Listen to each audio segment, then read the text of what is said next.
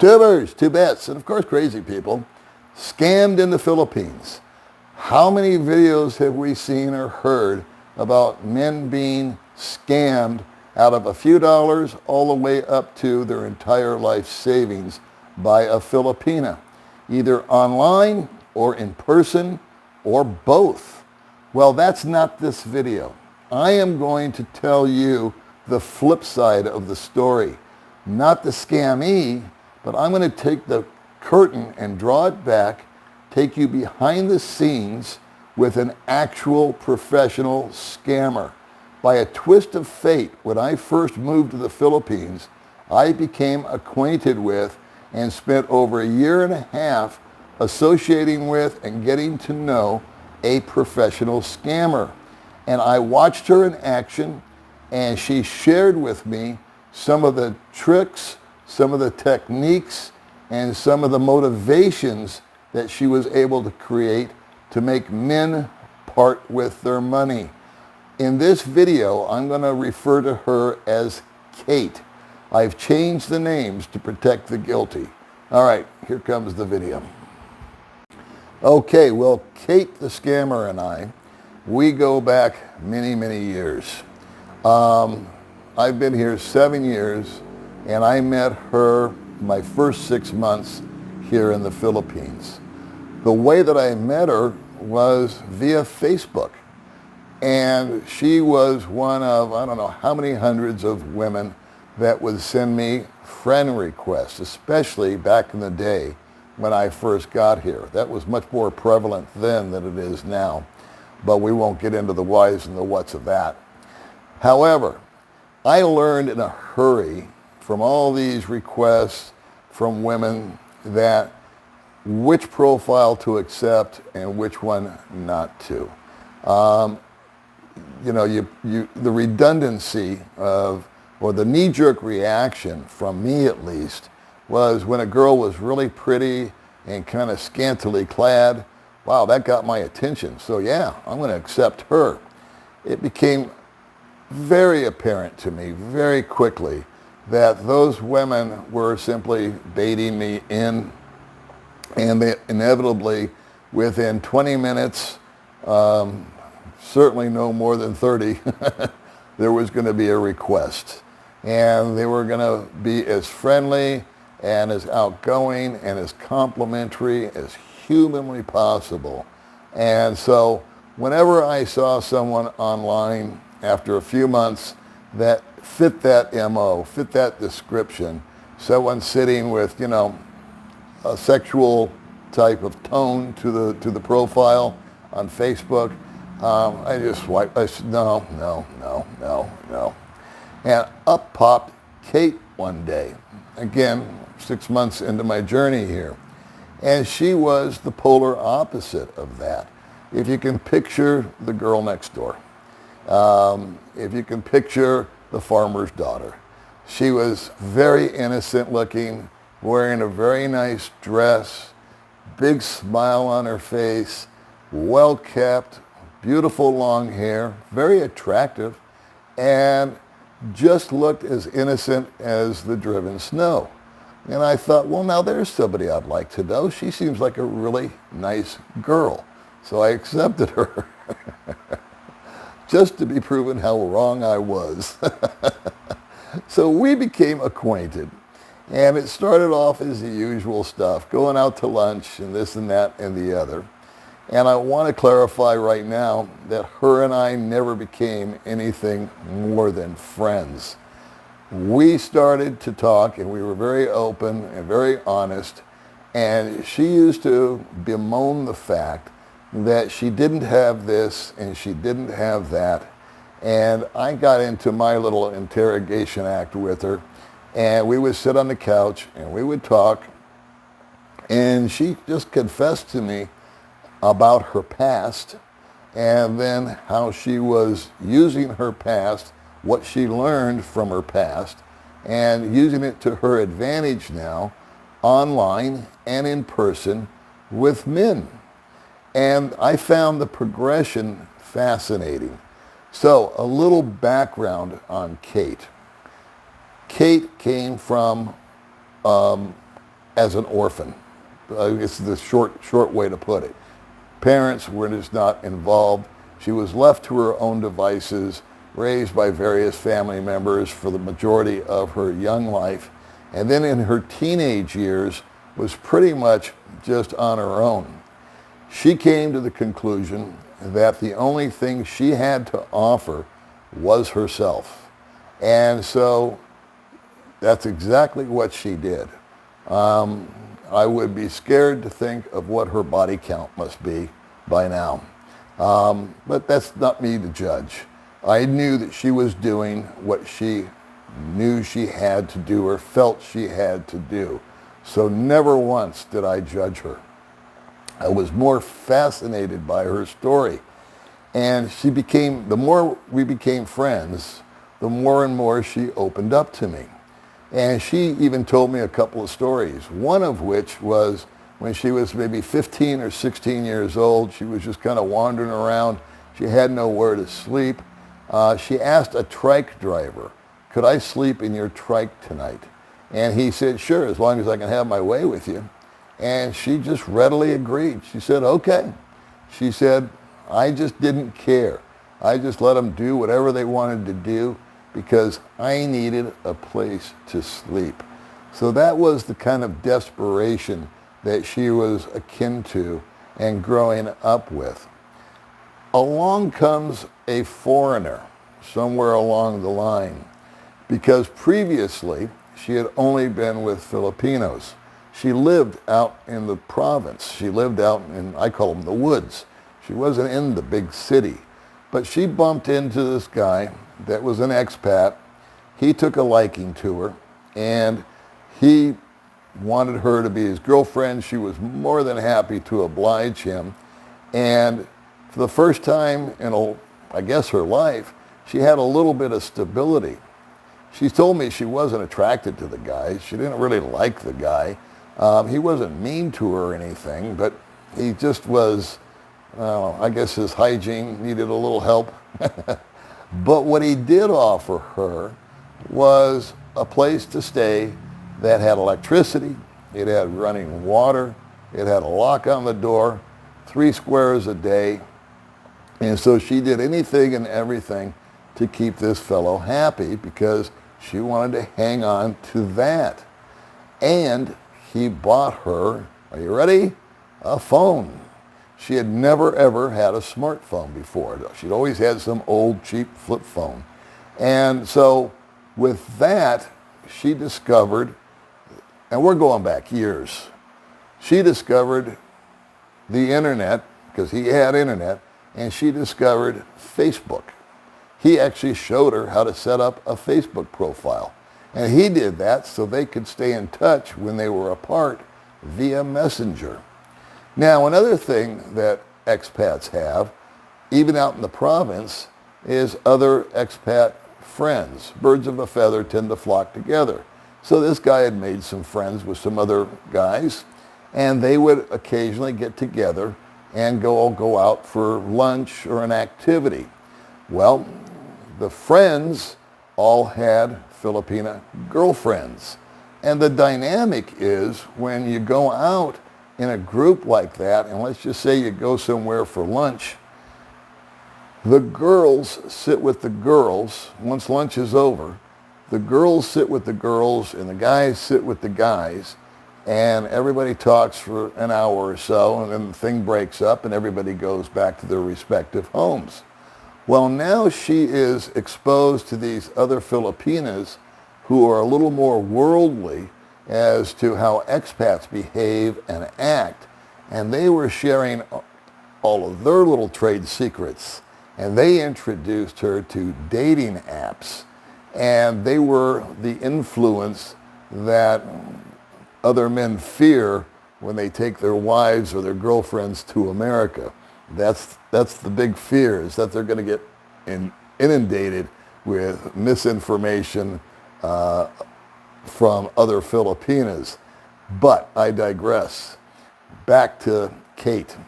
She's now learning about all this kind of stuff, and the women are showing them, yeah, you know, if you show a little bit, if you go and you join this dating site, the guys will want to be your, will hit on you, and you talk to them, and you talk to them on Messenger or Skype or whatever. They were showing her all the little buttons to push, and you give them a little skin, and they'll send you money.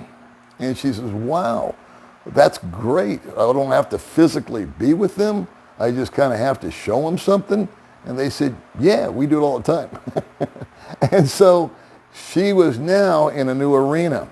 And she had not become a scammer up until that point. Before that, she was simply someone that slept around with people in order to survive. So when she got to this level, she started off as every amateur does. She got to meeting guys online, and I forget what happened to the expat, whether she was probably in the house with him while he was sleeping, and she's chatting with 9 other guys. And she made the fatal error of talking to them for 15 or 20 minutes and then immediately asking them for something. Oh, I need load for the phone to talk to you. I'm in love with you. I'm this, I'm that. And just too much too soon. And anybody that's lived over here that's a male and has gone online, either online dating or just Facebook itself, has had that experience.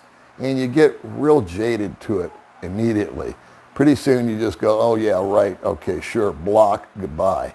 At first you might fall for it and start sending them the money, or they say, send me money and I'll get on the bus and I'll come to you. I live, 12 hours away. And they'll make those kind of requests. It doesn't take long for someone to figure out that it's just all one big money grab. So she was dealing with small peanuts for a long time.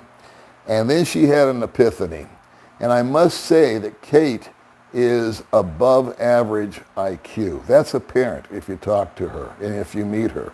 Now you combine that with, and her English is fluent. There's no other word for it. She can speak as good at English, if not better, than yours truly here. And she picked that up on her own. So she is definitely smarter than the average bear. You mix that intelligence with the street smarts and the savviness of bringing yourself up the hard way, you've got a pretty dynamic individual there that's capable of a lot. And so she was a quick learner. She would be at my apartment and she would ask me, can I use your laptop? And I'd say, because she didn't have one. And I said, okay. And because we were platonic friends, let me be clear about that. I was fascinated with her story. She did make an attempt a couple of times to take it to the next level with me, but me knowing her past and knowing what she stood for and how she was, I just didn't want to go down that rabbit hole. And I said, let's just keep it in the friend zone. I think she was more shocked than hurt by it. She just couldn't believe that I would resist her feminine temptations. But that's just me. I'd learned my lessons in the past, and I was certainly not going to start going down that direction with someone that I knew was going to be the proverbial black hole via her own admission. So she started using my laptop, and I trusted her. She never stole anything. She never did anything. She would clean my apartment for me, and in exchange for me buying lunch or something, or letting her use the laptop. And so I would leave, and I'd say, have fun, because she was online with all these dating sites. And I came home one time, and she was buck naked on my bed with the laptop. She'd moved to the bedroom, and she was doing an entire show jumping around for some guy. And she told me, wow, after that was, so I just left. I turned around trying to give her privacy. And she said, wow, I just made $250. And I said, good on you. And so I watched her hone her craft. And what she did was she had an epiphany. And she said, you know what? I learned to dial it down and go back to being the girl next door and keeping it that way. And so when she would meet a guy now, she would not be immediately one to go for the quick money grab or a request or my mother's sick. No. All she did, she said she spent a lot of time talking to the man about the man. And if he made a request from her to, show a little skin or do this or do that, she would say, oh no, I've never done that before. I'm not gonna, I'm sorry, but I'm not gonna do that. And so that was reinforcing his perception of her of being a good girl. So his thought process now is, wow, I've got this really pretty girl with this lovely flowing hair and this vivacious smile and this super upbeat personality who keeps paying me compliments and seems like she really, really cares for me. And she's different than all the others. She said that when they would first offer to give her something, I want to get you something, she would say, oh no, I prefer that you keep your money. I don't want you for your money, Bob, or whoever she was talking to. I want you for you. Talk about genius. What she learned to do was build up trust. She got these guys to trust them. And she asked them a lot of questions. And she would keep a notepad. And she would make notes about Bob. She knew the name of his kids. She knew his age. She knew his birthday. She knew if he had a dog. She knew if he had a cold. And so when she got done talking to Bob, she'd move on to Brad. And then she'd move on to Peter and Mark. You get the idea. She would, all day long, she would talk to, 8, 9 guys and have the same thing going. And eventually, she built up so much trust that she would say, I can't talk to you tomorrow because my computer broke. And she would just make it matter of fact. She'd say, I'm dying to talk to you, but my computer broke and my phone's running out of whatever. And so you're going to have to give me, some time. I need to go work and blah, blah, blah. And what do you know? The next thing he would ask her for her address and she would receive a laptop. And she would just be over the moon with that laptop. She then refined it down to where in Vegas they're called whales. These are guys that come in with big, big bucks. And they are comped everything at the Vegas hotels because they have lines of credit of $1 million or more. And they are huge gamblers. And anything they want, they can have in Vegas. She figured out, why talk to 8 guys that are minnows when I can go ahead and weed the herd out, thin the herd out, and get to that proverbial whale. And I'll be damned if she didn't. She glommed on to one guy. Well, I knew her. And she kept telling him this and that and the other. And he had some deep pockets. And he was so enamored by her that the next thing I knew, when she came over like a week later, she was driving a brand new scooter. And I said, where'd that come from? And whatever his name was.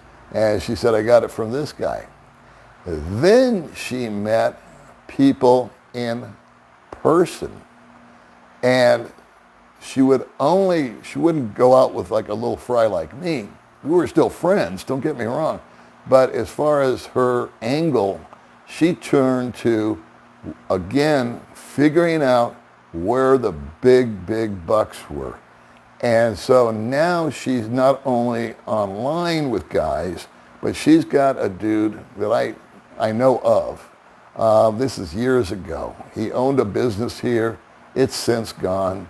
He was married at the time, and he just told his wife, whatever, I don't care. He was in offshore oil. So he was in town for maybe 3 months out of the year, and 9 months he was, I think, in Africa or something. And again, this is 5-6 years ago that this all took place. He bought her a car, and he would be with her 24/7, and she with him. And he bought her a car, and she did anything and everything that he wanted. If he wanted somebody else to join them in the bedroom, game on. And it turned out that he liked for other guys to join in because that was his bent. And so she just did it. And the whole time that I was talking to her, she was acquiring more and more and more up till, and I realized during all this that no matter how much she got, it was never enough. You see, I'm of the opinion that because of her upbringing, or lack of, there was this monster hole inside of her. We all have a hole inside of us. There's always an empty part of us that needs to be fulfilled. And we try filling it with drugs or sex or material objects, alcohol, you name it, adulation. Her hole was much bigger than the majority of ours. And it was a voracious beast that constantly needed to be fed. And one thing that I noticed that was just blatantly obvious was there was not enough stuff to fill Kate's hole. She was still as empty could be. I recently got a list from her as to what she owns. And this is how she put it. Age 38. Salary 0. Means she doesn't have a 9-to-5. Monthly income 150,000 pesos. Cars 2. Motorbikes 2. Bicycle 3. Land 1. Houses 2. This has been the progression over the last 6.5 years of Kate the scammer. I, of course, cut ties with her, and seeing her personally or on any kind of regular basis when I met my wife, I felt she was an unhealthy person for me to be around.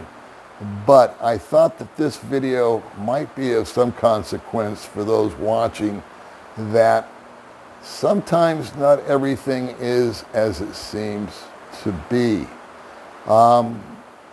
The good news is that you now know, at least perhaps I've been able to share with you a little bit of how things like this work. The bad news is that Kate has drastically digressed. She's got all this stuff, and still it's not enough. Her physical appearance has changed dramatically for the worse, and yet she still manages to attract guys. I'm wondering what the time frame is going to be for her when that all comes to an end, and what her future will be moving forward there. Unfortunately, we live in such a shallow society that when women's looks go, men's interest dips, in many cases, not all. And I'm wondering what her future is. I would be curious to hear from you. I need to make it clear that she no longer lives here. She has now moved to another island, and I've kept her name. She's never been on my channel. I want to keep her totally anonymous. I've known other women similar to her, but this one took it to the next level. Let me know what you think is going to happen to Kate. She is, like I said, when I look at her now, I see her Facebook still friends with her, and I see how she's altered her looks and has gone kind of down a path that I wouldn't take, what I don't find attractive, but I imagine other fellows do.